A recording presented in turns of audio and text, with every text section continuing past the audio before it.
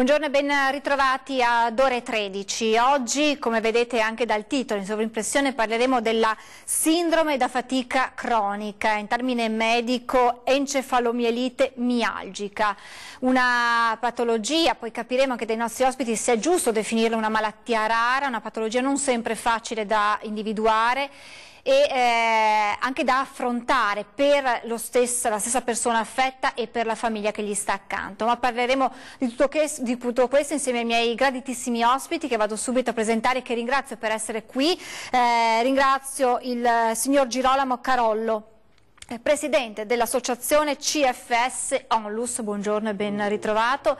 Accanto a lui la moglie Chiara Sacchetto, componente dell'associazione CFS, buongiorno e grazie per essere qui. Grazie a voi. Accanto a me Stefania Tottolo, anche lei una componente dell'associazione CFS. Loro ci tengono a precisare che non esiste una gerarchia all'interno dell'associazione, ma tutte le persone che siano malate o che siano familiari di persone affette dalla sindrome da fatica cronica aiutano, collaborano nel far crescere, nel far conoscere questa associazione. La signora Chiara e la signora Stefania non sono qui solo in rappresentanza delle associazioni, ma come familiari di due malati della sindrome, nello specifico i loro figli, il figlio della signora Chiara e la figlia della signora Stefania. Allora inizierei subito da lei, signora Stefania. Sì. Per capire, per avere la sua testimonianza diretta di come è stata diagnosticata, se è giusto usare questo termine, poi ce lo spiegherete voi, a sua figlia questa sindrome. Che cosa è accaduto e come siete arrivati poi a capire che era proprio questo? Sì, allora nostra figlia ha iniziato a star male a 11 anni e proprio data l'età i medici, ne abbiamo visti molti di tante specialità, loro propendevano, dopo aver escluso, perché gli esami clinici davano tutti esito negativo, dopo aver appunto escluso altre malattie, loro propendevano per i problemi così psicologici dell'adolescenza, dell'inizio dell'adolescenza e insistevano anche su questo fronte. No, per noi genitori invece ci sembrava che non era questo il problema, tenendo conto che fino al giorno prima di iniziare a star male nostra figlia aveva una vita normalissima, faceva karate, musica, era impegnata in parrocchia, andava a scuola anche con buoni profitti e quindi per noi era difficile dire che tutto dall'oggi al domani avesse avuto dei problemi di tipo psicologico. Scusa se la interrompo, mi ha colpito una frase che lei ha detto, il giorno prima, è una cosa che si è scatenata così in pochissimo tempo e come? Sì, allora nel caso specifico nostro lei ha iniziato un giorno sentendosi molto stanca e alla sera proprio avendo come una specie di svenimento.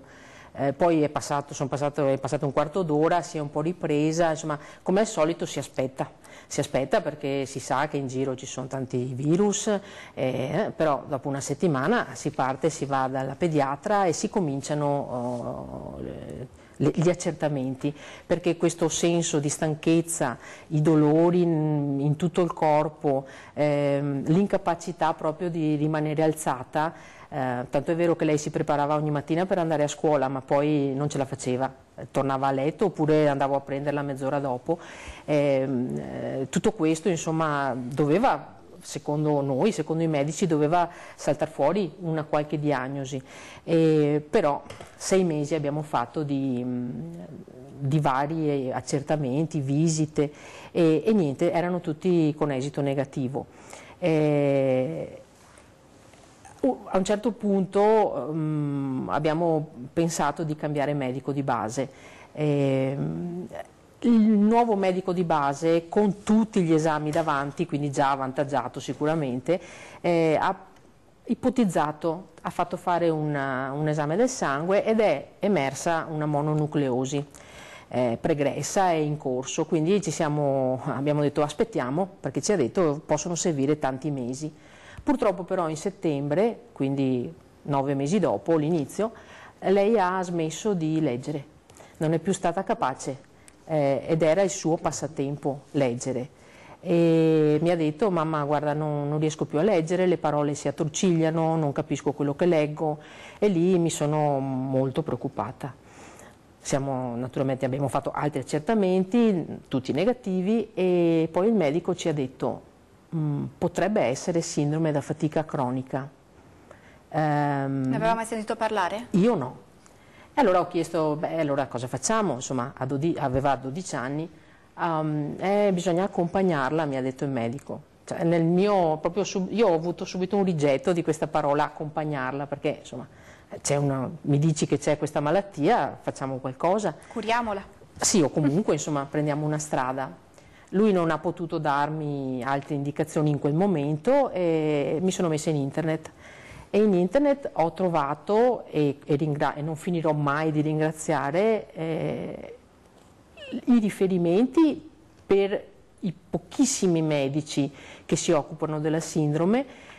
Nella nostra fortuna ne abbiamo, proprio la pediatra è dal Bignasico, per cui mi sono rivolta subito con una mail e ci hanno ricevuto, perché la dottoressa assieme a un professore di Padova, dopo ho saputo, fanno parte del comitato scientifico dell'associazione, quindi io che ho avuto solo un anno di ricerca non finirò mai di ringraziare l'associazione, perché ci ha dato un'etichetta. Dopo abbiamo fatto altri accertamenti particolari, per cui abbiamo avuto la diagnosi. Allora, da una parte finalmente abbiamo dato un nome ai problemi di nostra figlia, dall'altra si è aperto il baratro, perché la sindrome non ha cura e non è, e dopo lo sottolineeremo dopo, non è conosciuta.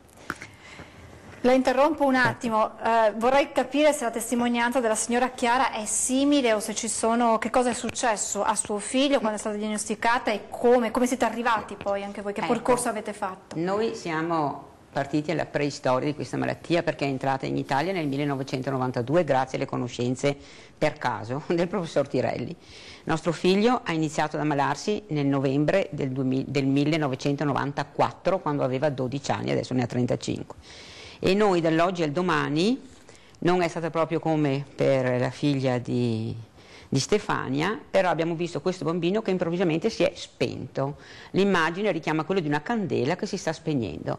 Un bambino ipercinetico, iperattivo, perspicace, e diciamo dei nostri 4 figli il più energico, che improvvisamente come se si fosse staccata la spina. E noi non ci siamo trovati ad andare in internet con dei riferimenti, purtroppo.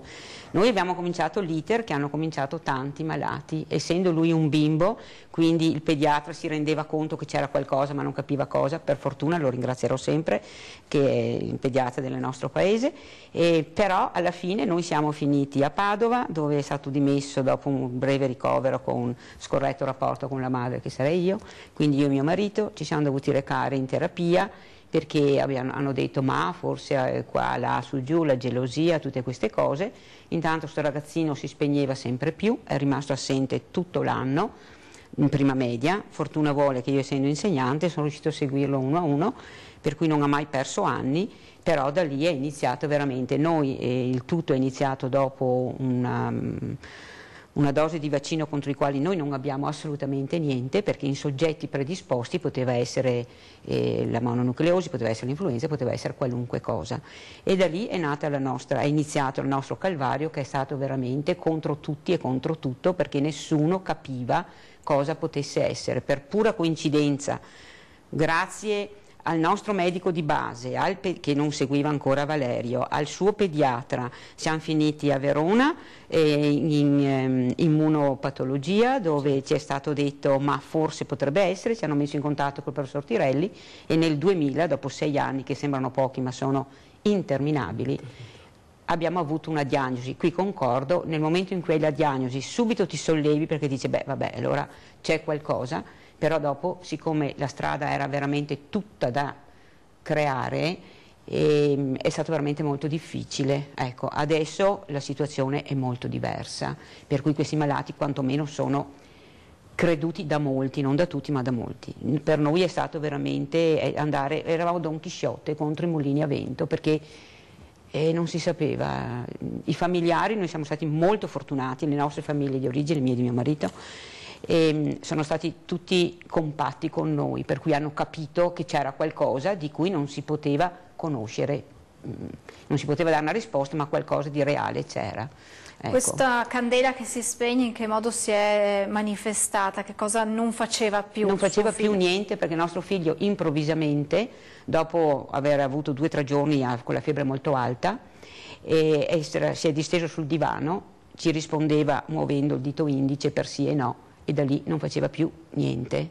Cioè noi avevamo la sensazione di un ragazzino che stava veramente morendo, ed eravamo tutti impotenti, perché tutti ci davano il supporto psicologico e affettivo, però questo bambino stava morendo, e da lì lui ha perso la memoria. Lui è uno dei casi molto severi, perché poi quando è stata fatta la diagnosi nel 2000 ad Aviano, a lui è stato detto, aveva 17 anni, Valerio, tu hai la CFS in modo molto grave, la medicina mondiale è impotente.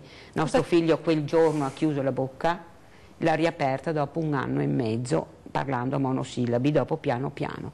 Quindi è stato veramente uno shock per tutta la famiglia, per gli altri fratelli, per tutti. Ecco, è stato molto pesante. Da genitori come ci si sente quando arriva? Ecco, lo chiedo anche al signore, che vedo che gli stanno venendo gli occhi lucidi, perché immagino che sia ancora difficile affrontare, nonostante adesso ci sia una diagnosi, ci sia una collaborazione, un aiuto, non siate più soli. Ma da genitore come ci si sente quando un genitore cerca di fare di tutto per il proprio figlio e ti arriva una... La fortuna è stata di avere una grande moglie. Da genitori ci si sente veramente vuoti. Sì. Impotenti. L'impotenza è qualcosa che ti distrugge dentro, però devi continuare ad andare al lavoro, devi continuare a fare tutto. E a sostenere tuo figlio. E a sostenere lui e anche gli altri, perché vedevano che il fratello, noi siamo sempre stati una famiglia molto unita, e lo siamo ancora. È stata dura. Quello che volevo chiedervi era una domanda che faccio sia alla signora Chiara che alla signora Stefania: come hanno reagito i vostri figli? Suo figlio ce l'ha già detto, questo mutismo, adesso sono passati diversi anni, ma come lo sta affrontando? Perché abbiamo capito che è una sindrome che non c'è una guarigione, non c'è un momento in cui dici sono uscito, ne sono guarito. No. Come l'affronta adesso, insomma, che è adulto? Allora, dopo anni e anni veramente in cui era incattivito, sì, adesso è molto più sereno e più rassegnato. Ecco, dopo, siccome a me è stata fatta una diagnosi dopo 42 anni di CFS e fibromialgia. Quindi anche lei adesso è... Anche io adesso ho lo stesso problema, e che era coperto da altre patologie troppo importanti per capire, e non si poteva capire perché ci fossero. Adesso il nostro figlio è più sereno, però ovviamente adesso stiamo cercando di dargli un pezzo di casa in modo che lui sia autonomo, pur essendo, perché il problema del dopo di noi, Stefania è ancora giovane perché ha più di 10 anni meno di noi abbiamo i 60 anni passati da qualche anno, e il problema adesso è proprio quello del dopo di noi, perché i nostri figli, bravissimi fra fratelli, però bisognerebbe che loro potessero essere autonomi, e stiamo cercando di creargli.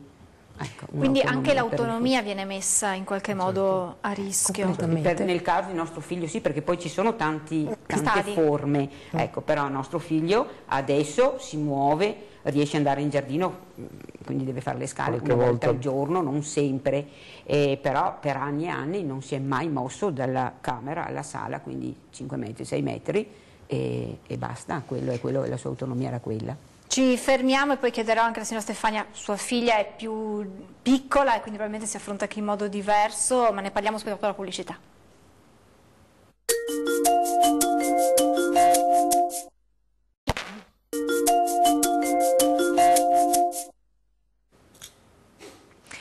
Di nuovo in diretta con Ore 13 Salute, stiamo parlando della sindrome da fatica cronica. Volevo chiedere alla signora Stefania Tottolo, ci ha raccontato il viaggio, l'Odissea, per arrivare ad una diagnosi per sua figlia. Volevo appunto sapere come sta reagendo sua figlia, che adesso quanti anni ha? Adesso ne ha 13.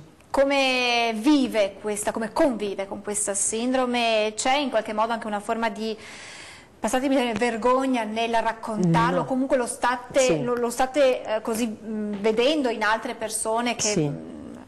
Allora, nel nostro caso no, sarà perché appunto Elsa, nostra figlia, è giovane e da subito io cerco di tenerla anche al corrente in modo che anche lei possa conoscere, insomma, questa sindrome e anche però i passi avanti che si stanno facendo, perché bisogna dire che, dopo lo diremo meglio, all'estero soprattutto ci sono molte ricerche in corso e quindi insomma la speranza è, come si dice, è sempre l'ultima a morire. Comunque Elsa, dopo 2 anni di letto, perché anche lei non ha frequentato 55 giorni in prima media, la seconda media è andata a scuola il primo giorno, poi non è più riuscita a frequentare e non è più riuscita a prendere in mano un libro, un quaderno, perché proprio non ce la faceva a livello cognitivo e di stanchezza anche fisica. Aveva moltissimi dolori dappertutto, per cui le era proprio impossibile. Ecco, dopo 2 anni di questa situazione lei è stanca, adesso comincia ad essere stanca proprio anche psicologicamente. Giustamente si pone le domande, perché è capitato proprio a me, su 6 miliardi quanti siamo, insomma sono cose giustissime. Ecco che allora cerchiamo di darle un supporto psicologico e in famiglia comunque tentiamo di essere sempre molto positivi, che penso sia l'unico modo per affrontare questo tipo di situazioni, la nostra come anche tutte le altre, in cui c'è un disagio fisico. E andiamo avanti giorno per giorno, perché i sintomi di questa malattia, di questa sindrome, cambiano di ora in ora e questa è un'altra delle difficoltà.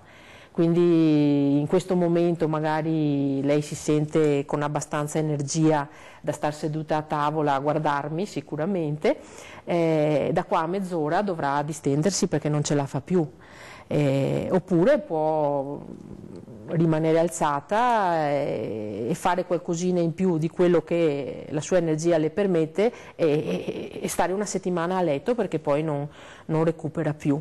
Quindi è tutta un'altalena così. Entriamo nello specifico della malattia con la signora Chiara, però prima chiederei al signor Girolamo di ripetere quella che è la frase che dice il dottor Tirelli. Credo che sia proprio significativa per capire anche a chi da casa ci sta guardando com'è questa sindrome. Sì, il professor Tirelli ha usato un termine fantastico, perfetto. La CFS è come avere l'influenza in forma grave, forte, 365 giorni all'anno, con i linfonodi ingrossati, dolori articolari, muscolari, le fasce, il mal di testa. Quando ti prende il tronco ti sembra di non respirare e non sai cosa fare. A noi era la disperazione, perché vedi una persona che soffre nell'intimo, soffre psicologicamente, soffre nel corpo, soffre nella mente, la mente annebbiata. È tremenda. Signora Chiara, non è quindi una sindrome psicologica, è una sindrome che ha delle conseguenze anche fisiche. Che cos'è la sindrome da fatica cronica ed è giusto chiamarla una malattia rara? Allora, la sindrome, intanto appunto sottolineiamo, non è una malattia psichiatrica. Tutti gli psichiatri che hanno visto noi familiari, noi malati, alla fine dicono non siete psichiatrici, e questo è molto importante. È una malattia come molte altre. Allora, la interrompo, mi perdoni, sì, perché vedo che abbiamo una telefonata. Riprendiamo subito il discorso. Pronto? Buongiorno. Buongiorno, sono Vilma da Trento. Prego. Volevo chiedere alla signora Chiara, che prima ha citato dei problemi del figlio, che tutto sembra scaturito da una vaccinazione. E volevo capire se poteva dire quale vaccinazione era stata. Grazie mille, mi spiace per i ragazzi, grazie. Grazie. Sì, beh, non ci sono segreti a nostro figlio, ma è stata la prima dose di antiepatite, perché per la sua età loro lo facevano ancora in prima media a 12 anni, sti ragazzini. Però poteva essere ripeto, una qualunque altra motivazione. È stata una coincidenza probabilmente. È stata una coincidenza, ecco. Anzi, sicuramente. E dopo lei giustamente mi chiedeva, intanto è una sindrome, quindi è un insieme di sintomi, è una malattia multisistemica perché coinvolge tanti sistemi del nostro organismo ed è considerata rara, questo cerco di sottolinearlo, perché ci sono sempre alcune regioni, ma non è rara, è cronica, non è cronica, è rara. Ecco, allora, se si va anche nel sito dell'Istituto Superiore di Sanità si può notare che è annoverata tra le malattie rare perché al momento ha un'eziopatogenesi sconosciuta. Allora, a ragione del vero sottolineiamo anche che i casi in Italia sono molti, sono sempre di più, non solo in Italia, e addirittura anche in età pediatrica. Però ci sono molti studi, come accennava Stefania prima, nel mondo ci sono molti studi, adesso anche in Italia. Noi siamo fortunatissimi perché proprio a Padova, dove risiedono 2 medici su 3 del nostro comitato scientifico dell'associazione, c'è questo professore che è un docente, ex docente universitario appena andato in pensione, che si è preso a cuore la malattia e sta portando avanti uno studio molto approfondito sulle citochine e sugli aminoacidi proprio di questi soggetti e sta portando avanti una ricerca bellissima, importantissima e innovativa. Quindi io capisco che tutti i malati si arrabbino perché si vorrebbe guarire dal giorno prima di ammalarsi, questo penso sia una cosa del genere umano, però non è vero che non c'è nessuno che si dà da fare, tanti si danno da fare. Forse dovremmo reclamizzare di più proprio chi si dà da fare, perché il solito discorso che fa più rumore un albero che cade che una foresta che cresce, ecco. Però questo è giusto dirlo. E nel mondo ci sono altrettanti gruppi che stanno studiando e il nostro gruppo di Padova, i medici del nostro comitato scientifico, sono in rapporto diretto con Londra e con l'America, oltre che col Canada, quindi voglio dire veramente si sta facendo molto, solo che i risultati in campo medico, lo sappiamo tutti, sono molto molto lenti. Mia nonna, poverina, che è morta a 98 anni, diceva che il male viene a camionate ma va via a ditali, e purtroppo penso che questo sia onomatopeico per farci capire che l'urgenza del malato è quello di guarire, però la guarigione forse ci sarà, o comunque ci sarà una gestione benigna di questa malattia, però bisogna avere tanta pazienza. È anche difficile quantificare i casi. Allora, è molto difficile quantificare i casi. Guardi, noi da quando ci siamo spostati in Veneto 2 anni fa abbiamo che conosciamo noi, una 60ina di casi conclamati, quelli che vengono a contatto con noi da tutta Italia vorrei dire che superano il centinaio, ce ne sono molti in Italia, molti malati veramente, sono sempre di più, ripeto, anche i casi pediatrici. Noi abbiamo la fortuna che la dottoressa Zilli, appunto di Padova, al Vignasio, che è la pediatra, e lei, essendo la massima autorità pediatrica competente sicuramente a livello italiano, ma direi anche a livello europeo, nota che i casi pediatrici sono sempre più numerosi. Ci fermiamo ancora per pochissimi istanti di pubblicità e poi parliamo meglio di questa associazione che sta aiutando familiari e persone affette dalla sindrome. A tra poco.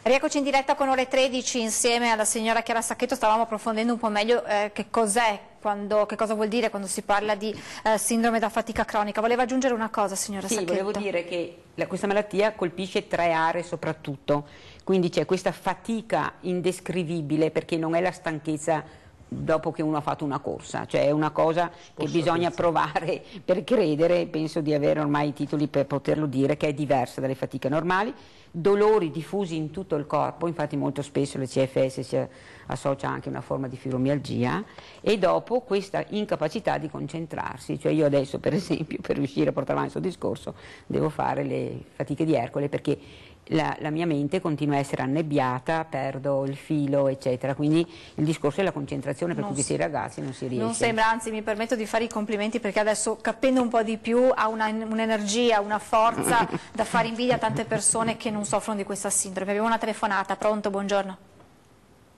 Buongiorno, io mi chiamo Adriana, parlo da Coccita del Montello. Io sono malata di Parkinson da 20 anni e ho gli stessi suoi sintomi del signore, non so se è il signore, e con la differenza che devono alzarmi dal letto, perché altrimenti darmi la terapia, perché altrimenti non sto in piedi, sono sdraiata, sempre sdraiata. Anch'io ho molta energia, energia quando mi faccio i lavori, ma adesso che li ho finiti sono stanchissima e me ne vado a letto. No, sa perché dico questo? Perché magari non abbiano sbagliato la mia diagnosi, questo intendevo. Certo, grazie signora.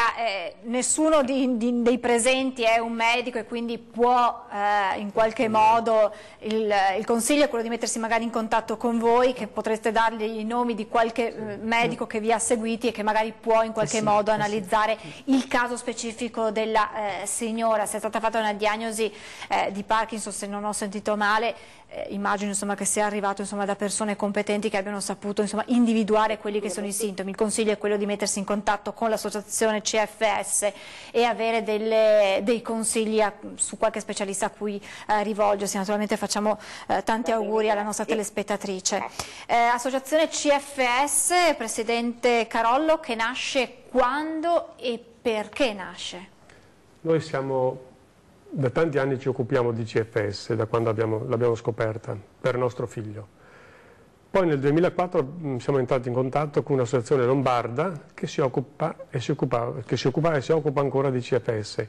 2 anni fa la Regione ci ha chiesto, per poter continuare la nostra mission di continuare a operare nel nostro ambiente, nel nostro Veneto e nel resto dell'Italia, ci ha chiesto di iscriverci al registro nazionale, regionale delle associazioni.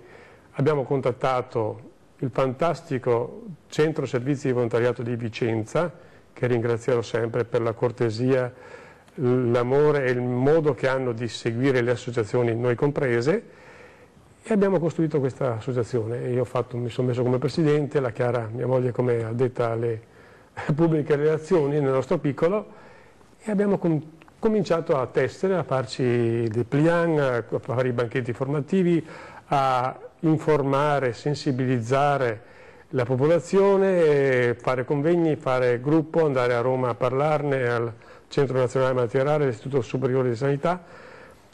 Abbiamo fatto un convegno bellissimo l'8 giugno scorso, anche internazionale, con i maggiori esperti d'Italia e del mondo.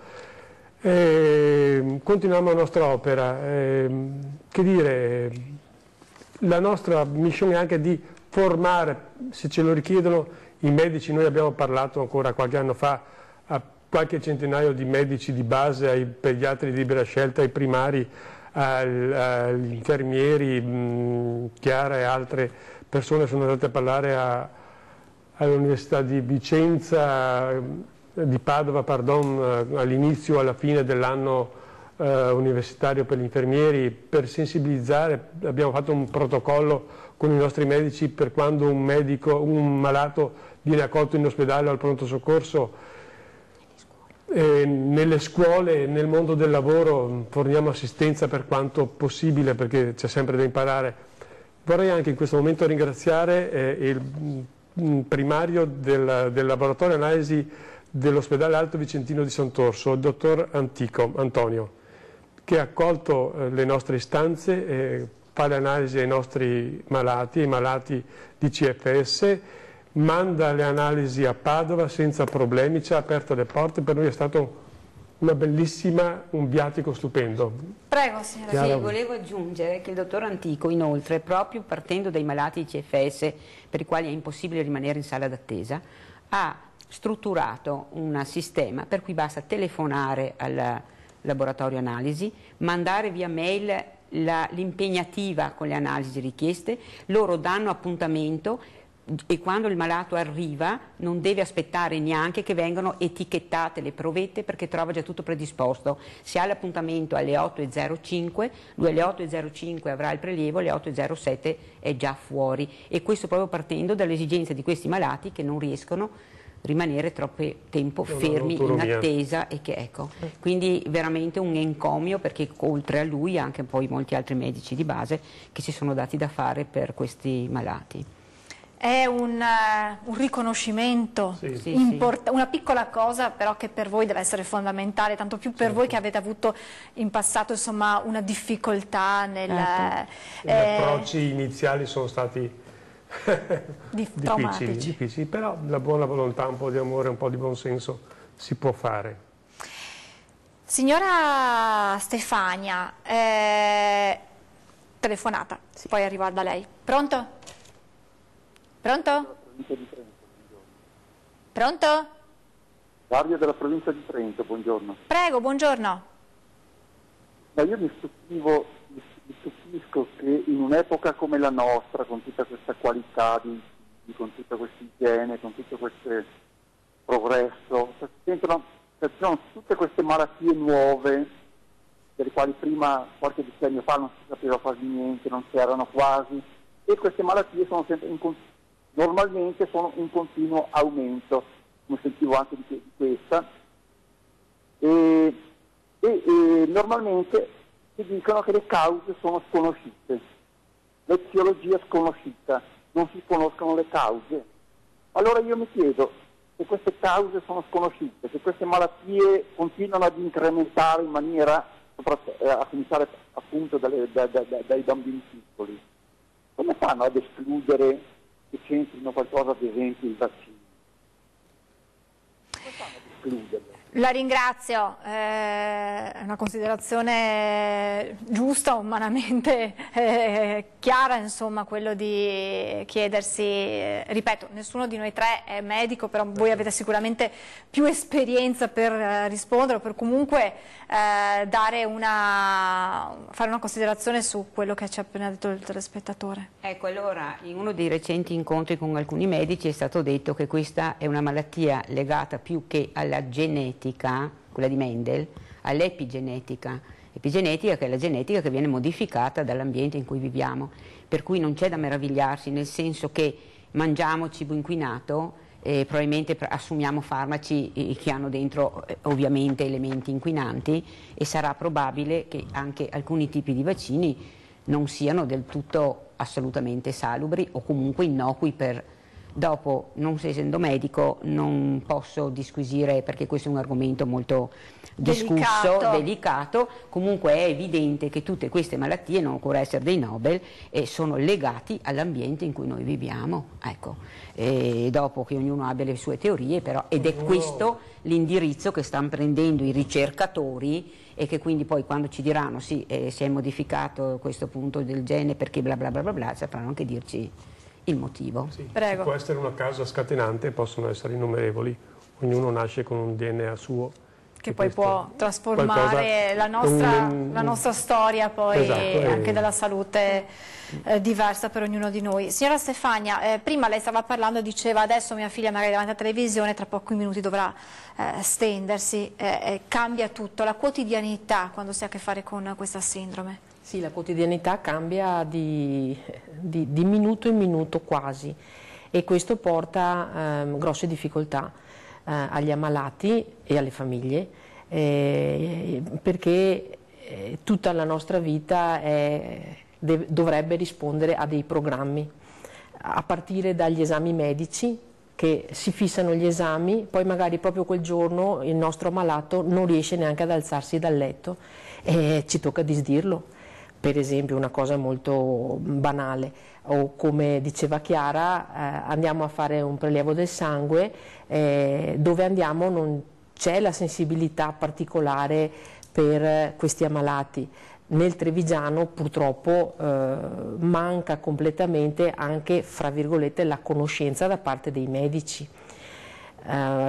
Sentendo parlare prima Chiara e Girolamo, noi ci siamo trovati, per fortuna abbiamo trovato la strada già fatta da loro e dagli altri genitori ammalati come loro, che sono da molto più tempo, però se nel Vicentino la sanità, proprio perché loro li hanno preparati, ha trovato anche delle figure con molta sensibilità che stanno pensando anche a questi ammalati, nel Trevigiano non le abbiamo al momento, e siamo qui anche per questo, perché c'è bisogno proprio di schemi diversi, completamente diversi, dall'accesso alle cure mediche, La scuola nel nostro caso è un punto molto difficile, perché in prima media appunto Elsa ha frequentato 55 giorni, durante l'estate abbiamo fatto lezioni di recupero,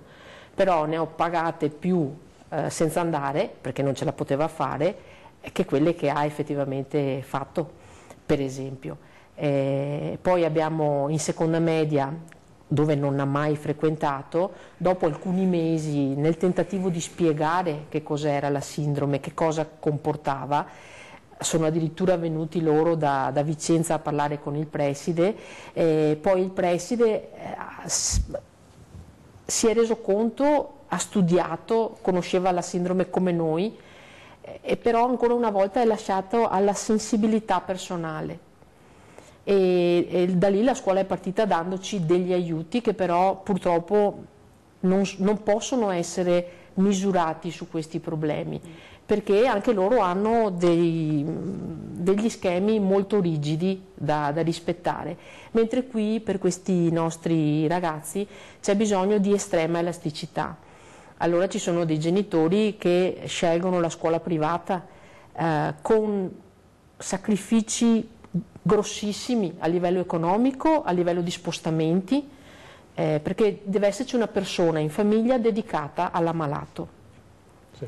E non abbiamo niente in cambio, non è che, cioè, se io lascio il lavoro, noi abbiamo, sì, lavoravo a casa con mio marito, non ho lasciato un lavoro, ma ho tolto un aiuto all'attività a mio marito, quindi comunque poi tutta la famiglia ne risente. Economicamente ci troviamo a pagare molte spese di viaggi, noi andiamo a Padova per esempio, c'è chi parte da metà Italia alla ricerca del professor Tirelli per determinate cure per esempio. E poi ci sono gli integratori che cerchiamo di assicurare ai nostri ammalati per avere magari quei 10 minuti di autonomia in più, perché danno loro un po' più di energia. Ci dobbiamo fermare ancora per pochissimi istanti di pubblicità, torniamo tra pochissimo. Sempre.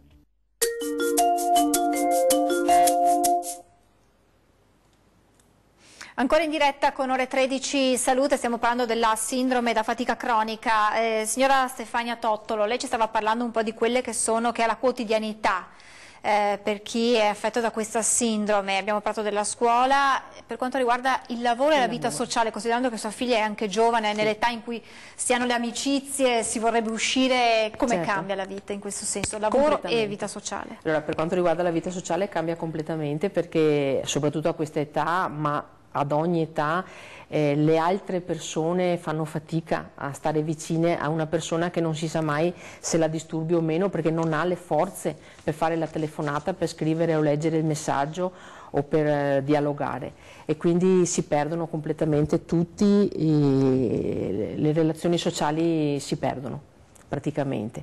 Il lavoro, e qui mi immedesimo nei nostri ammalati giovani e giovani adulti e adulti. Allora, se uno purtroppo è adulto lo perde perché non riesce ad andare al lavoro.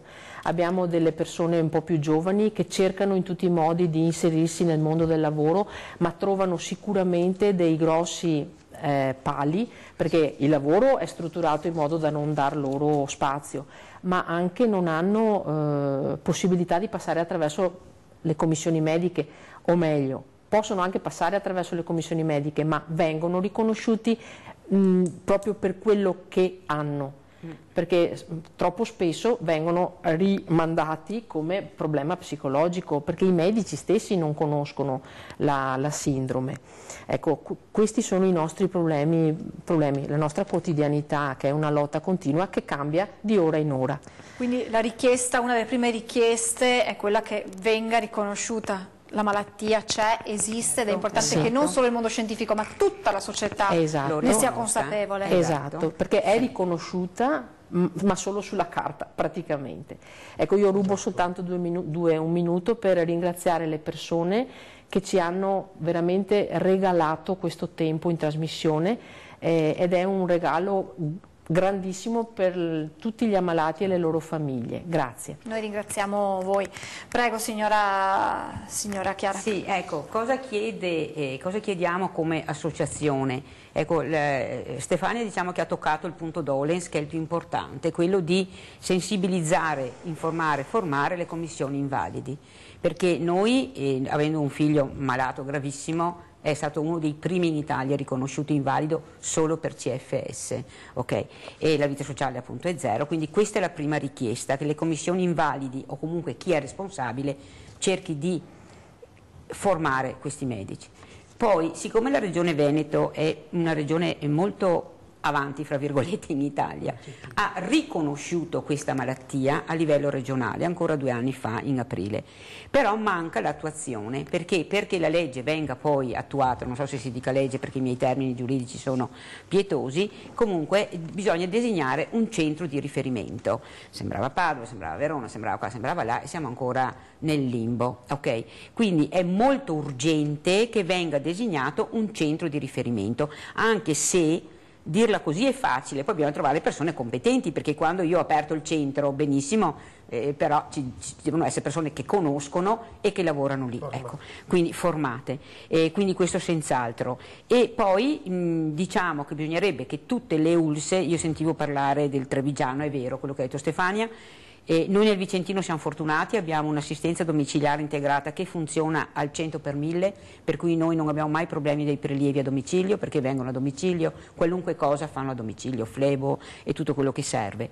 E quindi anche qua un grazie sentitissimo di cuore, però c'è tutta l'Italia, non c'è solo la provincia di Vicenza, quindi bisognerebbe che anche questi medici di base venissero, come si può dire, sollevati dalla responsabilità di segnalare dei casi che dopo vengono redarguiti loro perché cosa avete detto, cosa avete fatto. No, la malattia esiste e quindi il medico di base deve essere lasciato un po' più libero di segnalare il caso perché le istituzioni possano andare incontro, capito? Quindi è questo quello che noi chiediamo, che le istituzioni portino avanti questo discorso, che per favore vengano aperti questi centri di riferimento, possibilmente, anzi no possibilmente, certamente col sistema sanitario nazionale, perché al momento noi come tante famiglie penso che avremmo la villa con piscina, lo yacht e anche il jet privato se potessimo calcolare quello che è stato speso in 42 anni di malattia, a questo punto mia e poi di nostro figlio. Quindi ecco questo, col sistema sanitario nazionale e soprattutto che i medici di base, i medici ospedalieri, gli specialisti credano, non importa riescano a fare una diagnosi, ma credano che siamo malati, capito? Che sono malati, che siamo malati, perché questo è il primo step. Allora, quando la comunità sanitaria darà questo credo, di riflesso la popolazione, la scuola, il mondo del lavoro riuscirà a dire sì, è vero, ecco, perché quello che io vorrei far capire, c'è una frase, la leggo, di Blake Edwards che dice, per definire la CFS, no?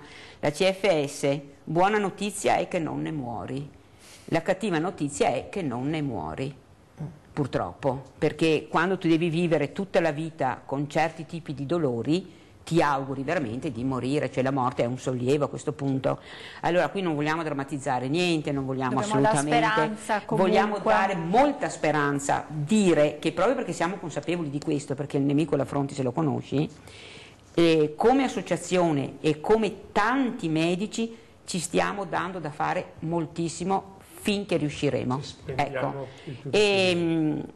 Purtroppo, ripeto, non è mai abbastanza, però qui, se mi permette, vorrei fare un appello ai familiari, fra virgolette, sani, che quando hai un malato tanto sano non sei perché comunque hai la vita assorbita, fagocitata, quel poco che si può fare, invece che spendere le energie nel brontolare, quello lo riserveremo in un secondo momento, la brontoleremo poi, cerchiamo di darci da fare tutti assieme, perché come diceva lei prima, è bellissima la nostra associazione perché noi abbiamo decine e decine di soci, malati e non, che si danno da fare, quindi i banchetti negli ospedali, i banchetti nelle giornate onlus in piazza, le varie iniziative che vengono fatte, cene tra amici in occasione del Natale con raccolta di fondi, quindi voglio dire è tutta una macchina che si muove di volontariato e di sensibilità, di solidarietà, che viene veramente coinvolta.